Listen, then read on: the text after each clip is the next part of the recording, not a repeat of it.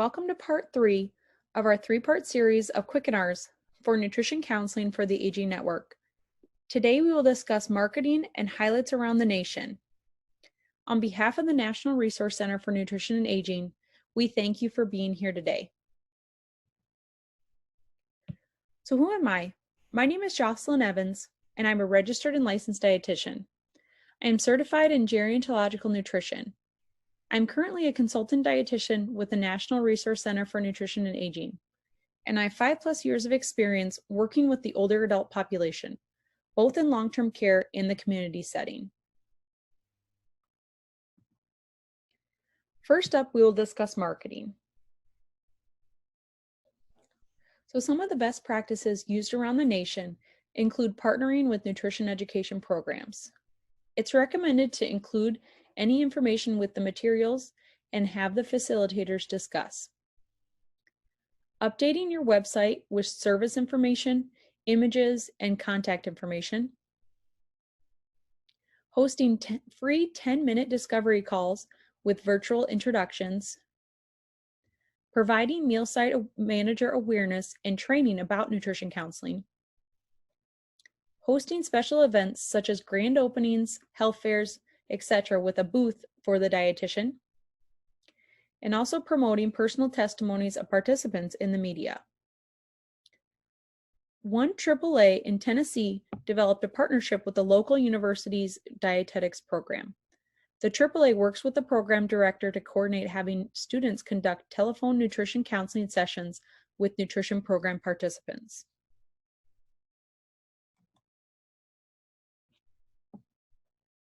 Connecting with local partners. Some local partners include libraries, doctor offices or clinics, grocery stores, media, newspaper, TV stations and radio, senior housing, local pharmacies, and also university extension programs. So here are some steps to focus on marketing. Number 1, come up with a plan. Next, determine how you will brand. Number 3, align your teams. Number 4, find your focus. Number 5, advertise. And number 6, continue to update your marketing strategies. Always consider who your ideal client is and who you are trying to attract. So how to understand your competition? Ask yourself some questions. Who is it? Are there other registered dietitians online that provide services, or other practitioners, maybe local or online diet and fitness programs? Where do those people provide services? If they have a physical location, what does it look like? Do they have a website, and is it user-friendly? What market does it look like they are catering to? Is it a different market than you? Do they advertise? And if so, where? What do they charge? And do they partner with any other businesses? Rethinking the term nutrition counseling. Some other ideas, instead of using nutrition counseling, could be nutrition coaching or meeting one-on-one with your dietitian. Outside of registered dietitians, there are no licenses or specific certifications given by the state to health and wellness coaches. Many receive these certifications from private organizations. Anyone can call himself or herself a health coach, including a dietitian. Check the regulations within your state.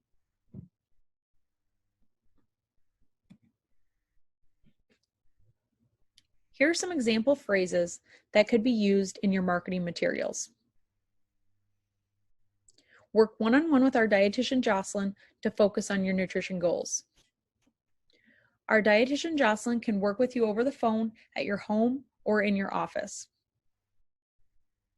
Our dietitian Jocelyn can offer guidance on meal plans. Next, let's discuss social media and how to use it for marketing. Always make an effort to form relationships through social networking. Promoting the nutrition coaching or nutrition counseling online and show testimonials of others. You can promote other businesses and agencies online as well. You can provide your clients with something of value, Maybe provide a freebie or useful advice, aka a share of other accounts, such as the National Resource Center for Nutrition and Aging. Promoting the dietitian as well on social media. Maybe link to their professional accounts if they have any. It may make the client more comfortable if they get to know the dietitian as well. It's recommended to pick 1 or 2 platforms that work and consistently show up there. Next, let's discuss websites. Your website is a very important tool for advertising. Be sure that your website looks great, is user-friendly, and is easy to navigate. Add links to your social media pages. Allow a way for the participants to contribute online or families. Look into running paid targeted Facebook ads and Google ads. Also, look into Google search engine optimization. Online testimonials may be a great thing as well. Think about rewards and incentives for those who provide a testimonial. Be sure to include any contact information for the dietitian, AAA nutrition coordinator, and any other staff that may be involved in nutrition counseling. Remember, you want a website that your visitors enjoy using. Think to yourself, would I want to use this website when looking for information and services for myself or a loved one? Using videos for marketing can be an important part of your marketing plan as well.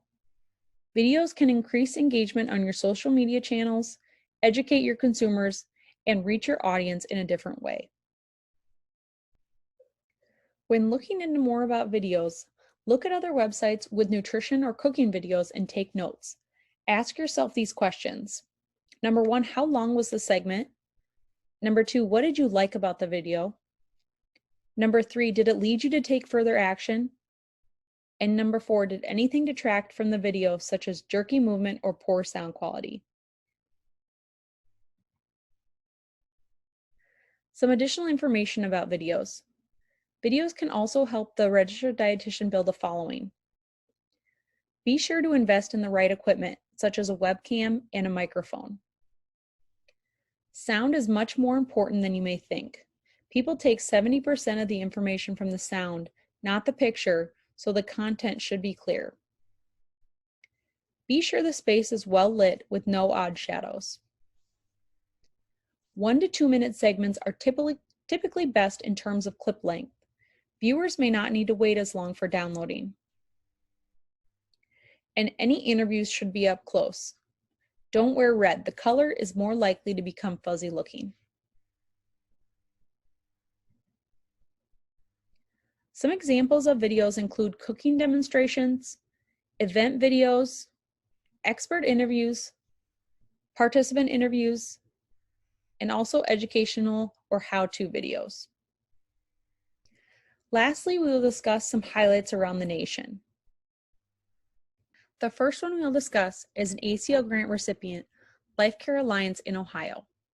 They have created a 60+ program, which includes building out a model for how nutrition providers can integrate with local emergency services and fill the gap for townships that do not have resources to do it on their own. Another aspect is Meals on Wheels RD support calls. These calls can be simple to complex, and they are associated with assisting a client, such as answering basic nutrition questions, providing nutrition content for meals, and working on hand selecting meal plans, including entree and snacks, to meet their unique dietary and health needs. The RDs are providing medical nutrition therapy to home-delivered meal clients as well. They have seen improvements in their A1C and cholesterol levels.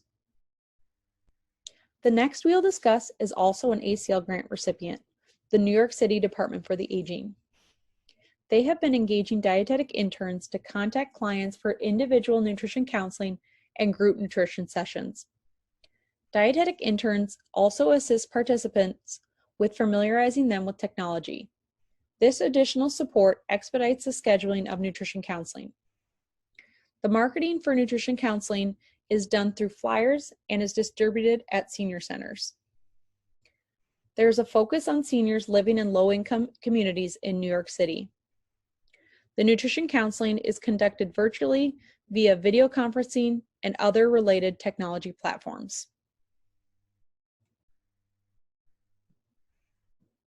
Third, we'll discuss Open Hand Atlanta, also an ACL grant recipient. They have begun a telenutrition platform to help remove some of the obstacles faced by Georgia seniors.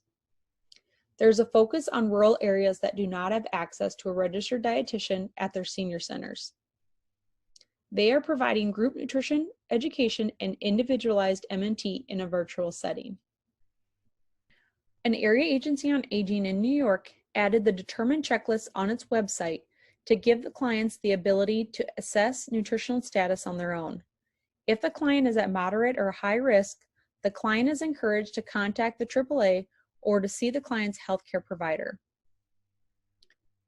In Tennessee, a AAA developed a partnership with the local university's dietetic program. The AAA works with the program director to coordinate having students conduct telephone nutrition counseling sessions with the nutrition program participants.